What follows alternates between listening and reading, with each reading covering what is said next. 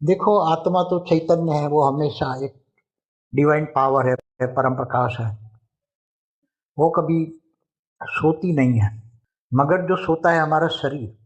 शरीर के ऊपर जो आवरण स्थूल शरीर के है, सूक्ष्म शरीर के है, कारण शरीर के है, महाकारण शरीर के है, परम महाकारण शरीर के है, वो सभी आवरणों में जब शरीर सो जाता है, कॉन्शियस माइंड जब सो जाता है, मन सो जाता है, तो आत्मा के ऊपर जो सारा आवरण मन का है, अर्ध जागृत मन, जागृत मन, ऐसा जो आवरण पड़े हैं आत्मा के ऊपर, मन के आवरण, मन ही माया में फंसा हुआ है।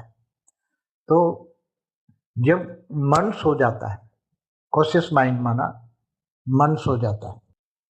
जब मन सो जाता है, कॉन्शियस माइंड सो जाता है, तब सब कॉन्शियस माइंड जागृत होता है और बहुत गहरी नींद होती है, तो एकदम अनकॉन्शियस माइंड जागृत होता है। तो मन की बुद्धि के अंदर, तो बुद्धि कहाँ काम करती है?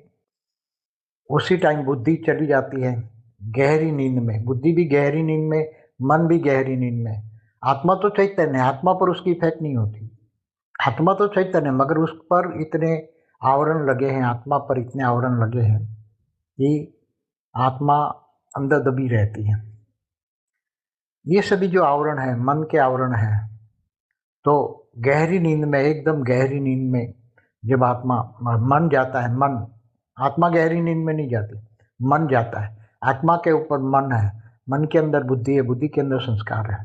तो ये जब मन गहरी नींद में जाता है, तो बुद्धि भी गहरी नींद में जाती है, तो संस्कार भी गहरी नींद में जाते हैं।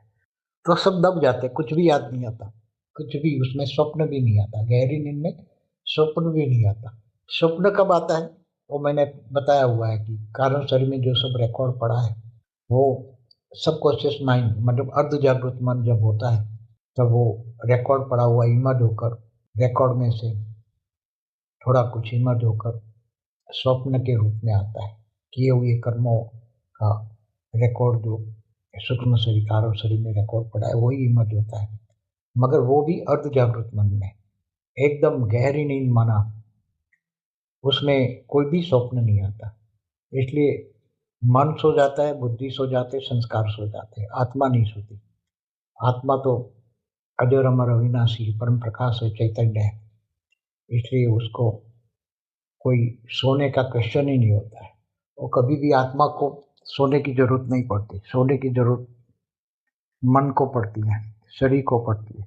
जब शरीर सो जाता है, तब मन बुद्धि संस्कार सब हो जाता है।